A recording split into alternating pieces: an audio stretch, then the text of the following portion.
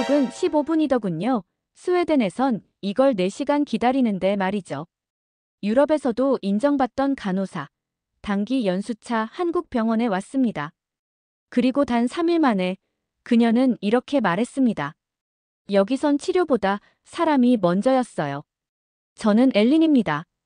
스웨덴 스톡홀름에서 29년을 살아온 간호사죠. 어릴 때부터 조용한 성격이었어요. 말보다는 행동으로 보여주는 타입이었습니다. 카롤린스카 국립간호대학을 졸업한 후 지역 병원에서 5년째 응급 간호사로 일하고 있었어요. 매일 반복되는 일상에 익숙해져 있었죠.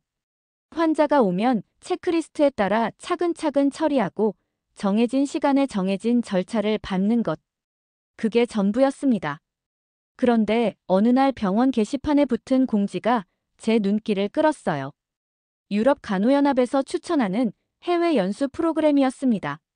서울 대형병원 응급간호단기 연수 프로그램 참가자 모집이라고 적혀 있었어요. 한국이라고요? 저는 한국에 대해 별로 아는 게 없었습니다. K-팝 정도? 아니면 빠른 인터넷? 그 정도였어요. 하지만 프로그램 설명서에 적힌 한 문장이 저를 사로잡았습니다. 한국의 응급실 문화는 유럽과 완전히 다릅니다. 완전히 다르다니. 저는 호기심이 생겼어요. 우리가 하는 간호가 과연 최선일까? 다른 나라는 어떻게 환자를 돌볼까? 이런 질문들이 머릿속을 맴돌았습니다. 주변 동료들은 말렸어요. 왜 굳이 멀리 가려고 하느냐? 여기서도 충분히 배울 게 많다고 했습니다. 하지만 저는 마음을 정했어요. 뭔가 다른 걸 경험해보고 싶었거든요. 지원서를 쓰면서도 떨렸습니다. 과연 제가 선발될까? 영어로 소통하는 것도 걱정이었어요. 하지만 몇 주 후 합격 통보를 받았을 때 가슴이 두근거렸습니다. 드디어 출발하는 날. 아르란다 공항에서 비행기에 오르면서 생각했어요. 한국은 이토록 조용하고 바쁘게 돌아가는 병원이라니. 아직 가보지도 않았는데 왠지 그런 느낌이 들었습니다.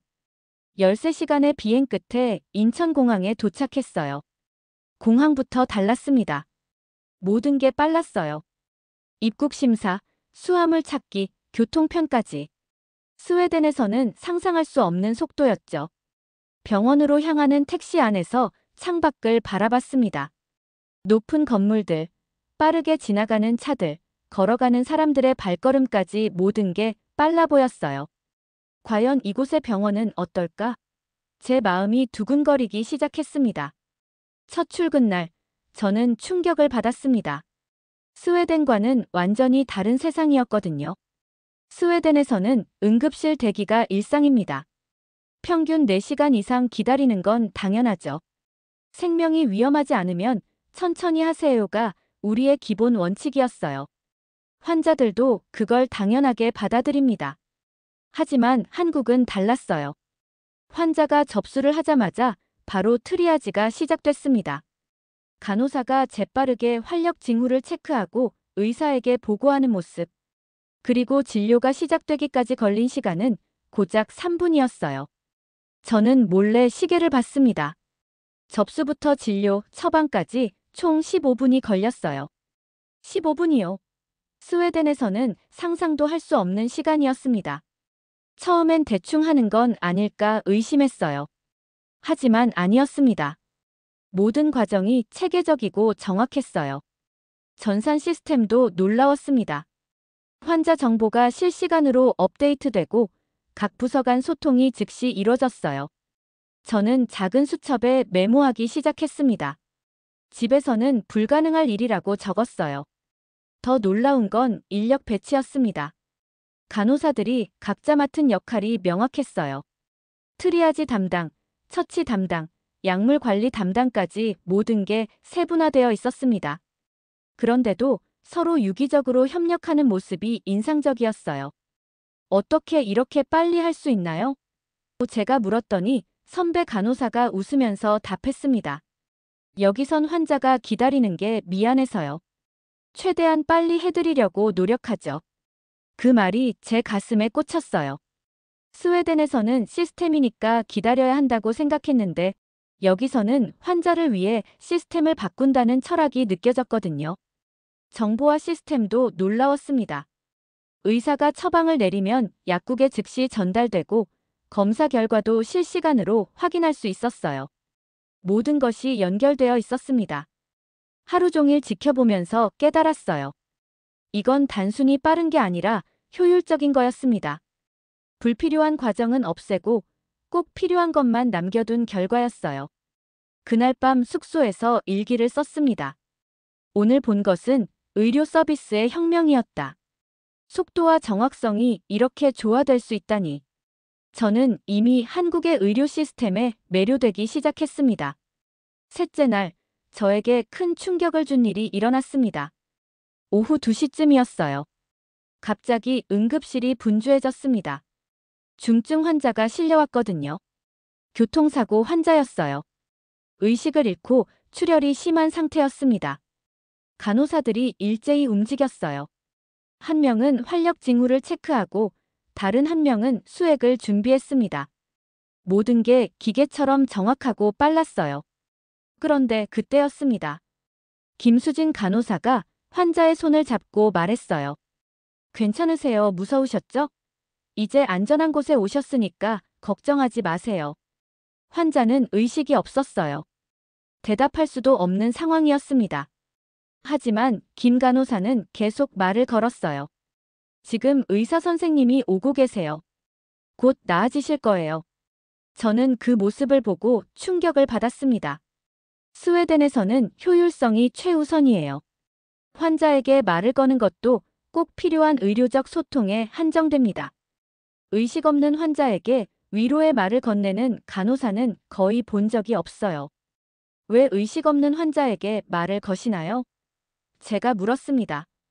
김 간호사가 답했어요. 들릴 수도 있잖아요. 그리고 설사 안 들린다고 해도 이런 마음으로 돌봐야 더 좋은 치료가 된다고 생각해요. 그 순간 저는 깨달았습니다. 여기서는 환자를 단순한 치료 대상이 아니라 한 사람으로 대한다는 것을요. 더 놀라운 일이 있었어요. 환자의 보호자가 도착했는데 너무 놀라서 울고 있었어요. 그러자 이은영 간호사가 다가가서 어깨를 토닥이며 말했습니다. 많이 놀라셨죠? 지금 최선을 다해 치료하고 있으니까 너무 걱정하지 마세요. 보호자도 환자와 마찬가지로 중요하게 생각하는 거였어요. 스웨덴에서는 보호자는 그냥 기다리는 사람일 뿐이었는데요. 수술이 끝나고 환자가 안정됐을 때 의사가 나와서 상황을 설명했어요. 그런데 의사도 마찬가지였습니다. 의학 용어만 나열하는 게 아니라 보호자가 이해하기 쉽게 설명해 주더라고요. 다행히 큰 문제는 없어요. 며칠 입원하시면 완전히 회복되실 거예요. 걱정 많이 하셨죠? 이런 식으로요. 그날 저는 수첩에 적었어요. 속도뿐 아니라 감정도 살아있는 병원이었다. 효율성과 인간성이 이렇게 조화될 수 있구나. 밤늦게 근무를 마치고 나서 생각해봤어요. 한국의 응급실은 빠르기만 한 게 아니었습니다. 그 빠른 과정 속에서도 환자 한 명 한 명을 소중히 여기는 마음이 있었어요. 저는 점점 이곳의 간호 철학에 빠져들고 있었습니다. 연수 2주차가 되자 저는 완전히 다른 사람이 되어 있었어요. 처음에는 관찰만 하려고 했는데 어느새 적극적으로 참여하고 있었습니다. 한국어 기본 단어들을 익히기 시작했어요. 안녕하세요. 괜찮아요. 조금만 기다려주세요. 같은 간단한 말들이요. 거야? 할머니가 물으셨습니다. 스웨덴에서 왔어요. 제가 답했죠.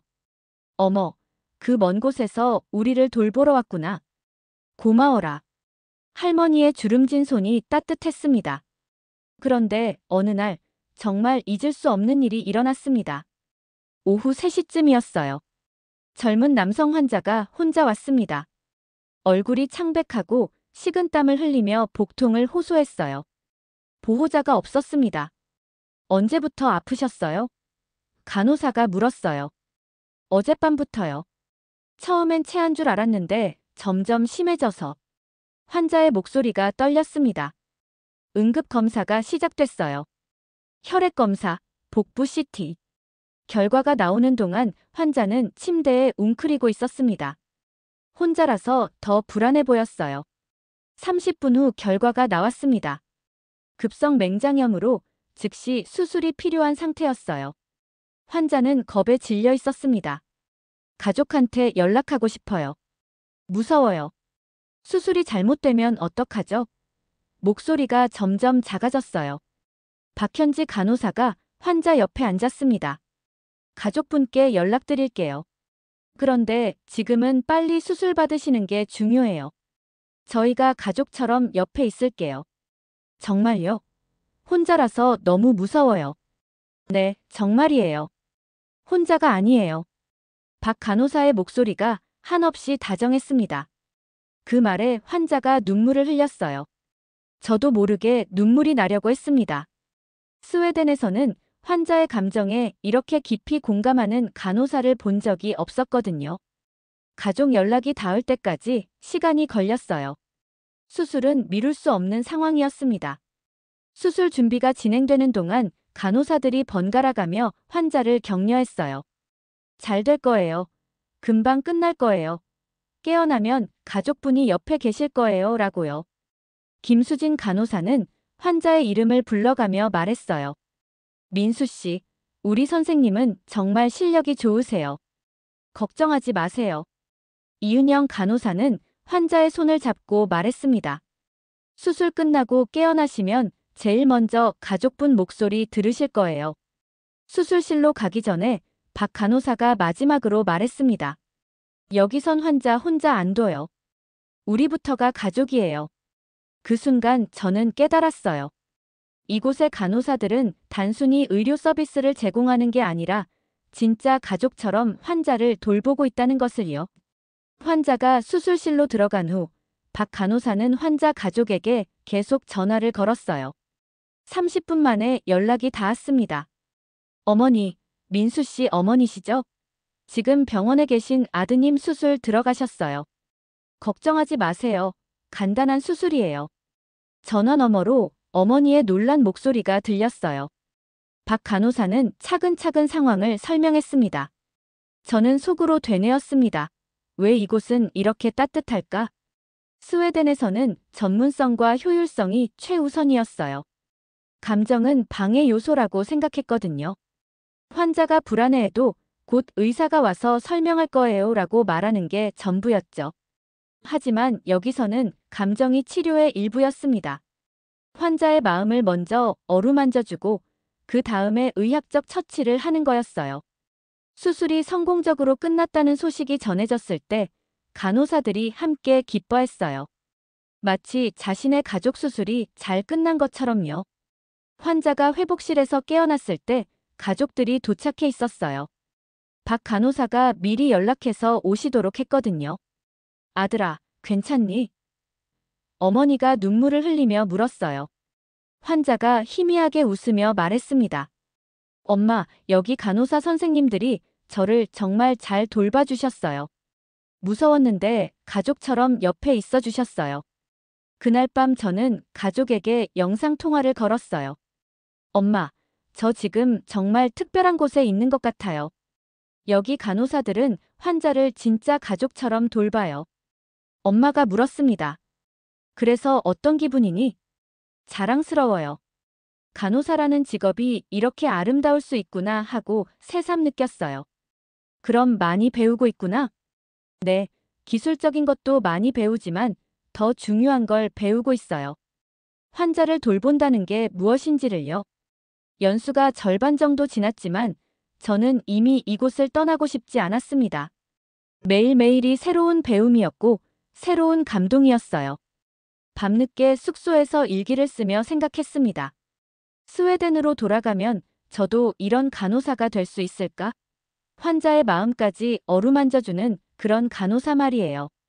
연수 3주차 금요일, 저에게 평생 잊지 못할 하루가 찾아왔습니다. 오전 10시쯤부터 이상한 기운이 감돌았어요. 119 신고가 연달아 들어왔거든요. 다중추돌 교통사고였습니다. 중증 환자 3명, 경증 환자 2명이 동시에 실려온다는 연락이었어요. 응급실이 순식간에 전쟁터가 됐습니다. 하지만 놀라운 건 아무도 당황하지 않았다는 거예요. 첫 번째 환자가 도착했어요. 의식불명 상태의 50대 남성이었습니다. 간호사들이 즉시 움직였어요. 한 명은 활력 징후 체크, 다른 한 명은 수액 라인 확보, 또 다른 한 명은 의사에게 상황 보고. 거의 말이 없었어요. 하지만 모든 게 척척 맞아떨어졌습니다. 마치 오케스트라 연주를 보는 것 같았어요. 두 번째, 세 번째 환자가 연달아 도착했습니다. 응급실은 더욱 바빠졌지만 혼란스럽지는 않았어요. 저는 이때까지 구경만 하고 있었는데 김수진 간호사가 저에게 말했어요. 엘린, 도와줄 수 있어요? 저쪽 환자 활력 징후 좀 체크해 주세요. 저는 깜짝 놀랐어요. 외국인인 제게 환자 돌봄을 맡긴다고요? 하지만 주저할 시간이 없었습니다. 경증 환자였지만 많이 놀라 있는 상태였어요. 제가 서툰 한국어로 말했습니다. 괜찮아요.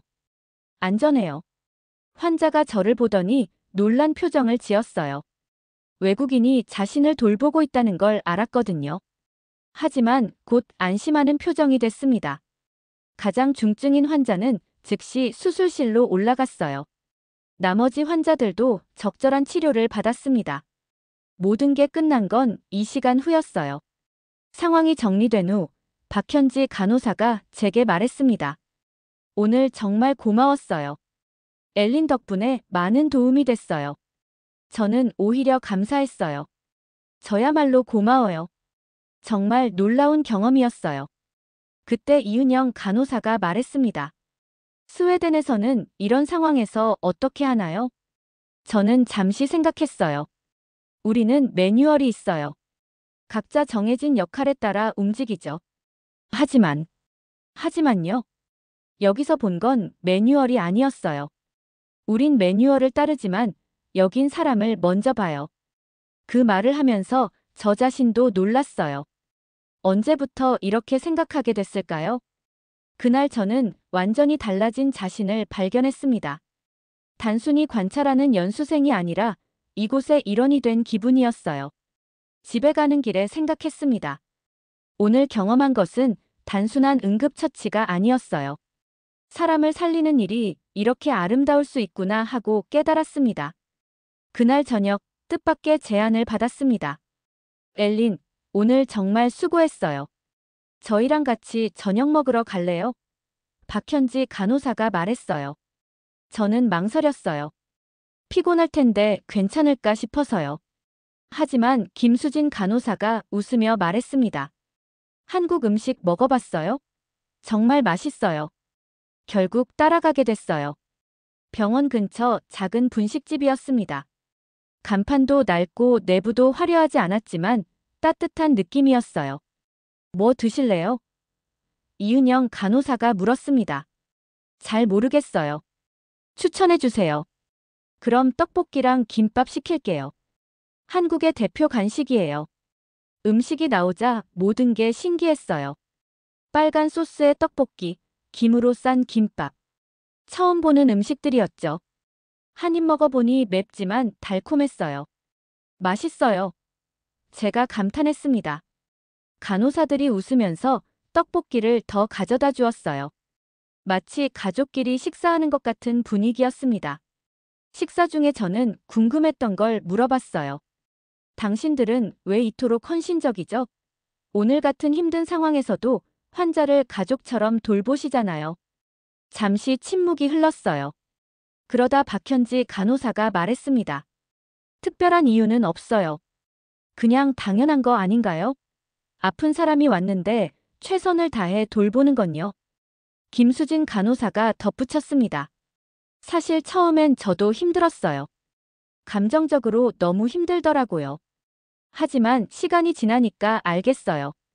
환자가 나아지는 모습을 볼 때의 기쁨이 그 모든 힘듦을 다 잊게 해준다는 걸요. 이은영 간호사가 마지막으로 말했습니다. 응급실은 기술이 아니라 마음이에요. 아무리 뛰어난 기술이 있어도 마음이 없으면 진짜 치료가 아니라고 생각해요. 그 말이 제 가슴 깊이 박혔어요. 응급실은 기술이 아니라 마음이다. 저는 또 물어봤어요. 퇴근 후에도 이렇게 함께 시간을 보내는 게 자주 있나요? 네, 저희는 가족 같아서요. 일할 때도 힘들고 기쁠 때도 함께 하니까 자연스럽게 가까워져요. 스웨덴에서는 상상할 수 없는 일이었어요. 퇴근하면 각자 집으로 가서 개인 시간을 보내는 게 일반적이거든요. 직장 동료와 사적으로 어울리는 일은 많지 않아요. 하지만 여기서는 달랐습니다. 일터에서의 관계가 일상으로 자연스럽게 이어졌어요. 서로를 진심으로 챙기고 있다는 게 느껴졌습니다.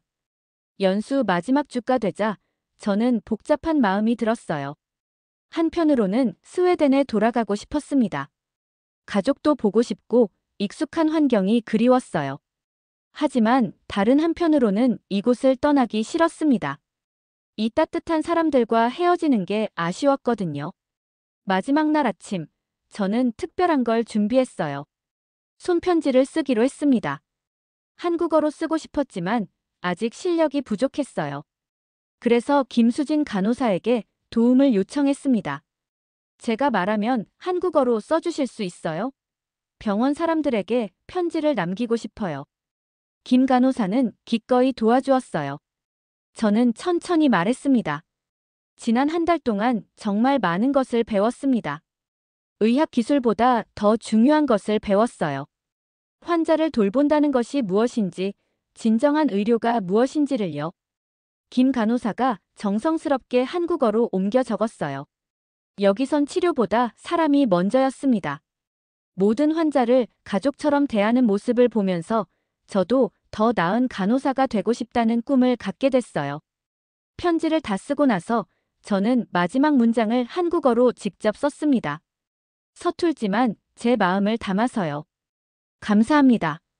점심시간에 저는 편지를 병원 게시판에 붙였어요. 제목은 스웨덴 간호사 엘린이 드리는 편지였습니다. 오후에 일하다가 한 환자가 게시판 앞에서 편지를 읽고 있는 걸 봤어요. 할아버지였는데 눈물을 흘리고 계셨습니다. 어떤 내용이에요? 지나가던 간호사가 물었어요. 외국 간호사가 쓴 편지인데. 참 고맙구나. 우리 병원을 이렇게 생각해주다니. 할아버지가 중얼거리셨어요. 언어가 달라도 진심은 통하네. 저는 그 모습을 보며 가슴이 뭉클했어요. 제 마음이 정말 전해진 것 같았거든요. 저녁 무렵 간호사들이 모여서 작은 송별회를 열어주었어요. 케이크도 준비해주고 꽃다발도 주셨습니다. 박현지 간호사가 말했어요. 엘린, 정말 고마웠어요. 엘린 덕분에 우리도 많이 배웠어요. 제가 더 많이 배웠어요. 평생 잊지 못할 거예요. 이은영 간호사가 작은 선물을 주었어요. 한국 전통 브로치였습니다. 스웨덴 가서도 우리 생각해주세요. 그리고 언젠가 꼭 다시 와요. 저는 눈물이 났어요. 네, 꼭 다시 올게요. 약속해요. 그날 밤 숙소에서 짐을 정리하며 생각했습니다. 한 달 전에 저와 지금의 저는 완전히 다른 사람이 됐어요. 더 따뜻해졌고 더 인간적이 된 것 같았습니다. 스웨덴으로 돌아간 지 6개월이 지났습니다. 공항에서 가족들이 마중 나왔을 때 엄마가 말했어요. 엘린, 뭔가 달라졌구나. 표정이 더 따뜻해진 것 같아. 정말 그랬어요. 저는 완전히 다른 사람이 되어 있었습니다. 복직 첫날, 동료들이 물었어요. 한국은 어땠어? 많이 배웠어? 인생이 바뀔 만큼 배웠어요. 저는 확신 있게 답했습니다. 스웨덴 응급실에서 일하는 게 처음엔 어색했어요. 예전처럼 매뉴얼대로만 하는 게 답답했거든요. 환자가 불안해하면 손을 잡아주고 말을 걸어주기 시작했어요. 동료들이 신기해했습니다. 엘린, 왜 갑자기 이렇게 환자들과 친근하게 지내? 한국에서 배운 거예요. 환자도 우리 가족이라고 생각하면 더 좋은 치료를 할 수 있어요. 점차 동료들도 제 방식에 관심을 보이기 시작했어요. 병원 분위기도 조금씩 달라졌습니다. 한 동료 간호사가 말했어요. 엘린이 온 후로 환자들 반응이 달라졌어. 더 편안해하는 것 같아. 정말요? 그럼 다행이에요. 작은 변화라도 의미가 있잖아요. 몇 달 후, 저는 한국에서의 경험을 논문으로 정리했습니다. 제목은 환자 중심 간호의 새로운 패러다임이었어요. 논문에서 저는 이렇게 썼습니다. 효율성과 인간성은 대립하는 개념이 아니다. 한국의 응급실에서는 빠른 치료와 따뜻한 돌봄이 완벽하게 조화를 이루고 있었다. 논문은 유럽 간호학회에서 큰 주목을 받았어요. 여러 학회에서 발표 요청이 들어왔습니다. 병원장이 저를 불렀어요. 엘린, 자네 논문을 읽어봤네. 정말 인상적이야. 우리 병원에도 이런 변화가 필요할 것 같은데. 네, 작은 것부터 시작해볼까요? 환자와 더 많이 소통하는 것부터요. 지금 저는 스웨덴 병원에 한국식 환자 돌봄 문화를 도입하는 프로젝트를 진행하고 있어요. 쉽지 않지만 보람 있는 일입니다. 매일 밤 한국 친구들과 영상 통화를 해요. 박현지, 김수진, 이은영 간호사와 여전히 연락하고 있거든요. 엘린, 언제 다시 와요? 김수진 간호사가 물어요. 곧이요. 내년에는 꼭 갈게요. 이번엔 관광객이 아니라 동료로서요. 정말요? 그럼 함께 일할 수 있겠네요. 정말 그럴 생각이에요. 스웨덴에서 한국식 간호 문화를 전파하는 것도 의미 있지만 언젠가는 한국으로 돌아가고 싶어요. 지난주 한 할머니 환자를 돌보며 생각했어요. 한국에서 만났던 그 할머니처럼 이분의 손을 잡고 말했습니다. 걱정하지 마세요. 곧 나아지실 거예요. 할머니가 눈물을 흘리며 말씀하셨어요. 고마워요. 오랜만에 이렇게 따뜻한 간호사를 만났네요. 그 순간 깨달았어요. 한국에서 배운 것들이 여기서도 통한다는 걸요. 어느 날 병원 복도에서 동료가 말했어요. 엘린, 요즘 환자들이 자주 찾아. 당신이 돌봐주기를 원해. 정말요? 그럼 제가 제대로 하고 있는 건가요? 물론이지. 당신은 우리에게 새로운 걸 가르쳐줬어. 의료 기술만큼 마음도 중요하다는 걸요. 언젠가 저는 다시 그 병원으로 돌아갈 겁니다. 환자가 아닌 동료로서요. 그리고 말할 거예요. 의료 선진국이라 불렸지만 내가 진짜 사람이 중심인 병원을 경험한 건 한국이 처음이었습니다. 언젠가 저는 다시 그 병원으로 돌아갈 겁니다. 환자가 아닌 동료로서요.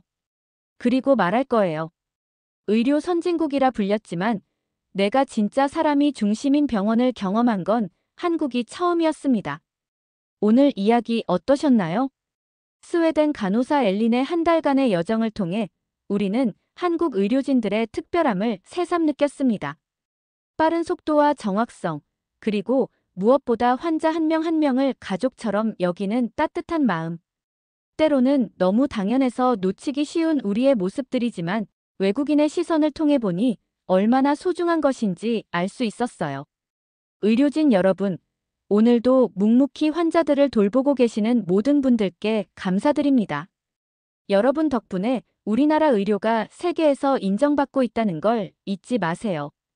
그리고 우리 구독자 여러분도 우리 주변의 의료진들에게 조금 더 따뜻한 관심과 감사의 마음을 보내주세요. 작은 관심 하나가 그들에게는 큰 힘이 될 테니까요. 다음에도 더 좋은 이야기로 찾아뵙겠습니다. 오늘도 감사했습니다. 지금까지 감독민국이었습니다.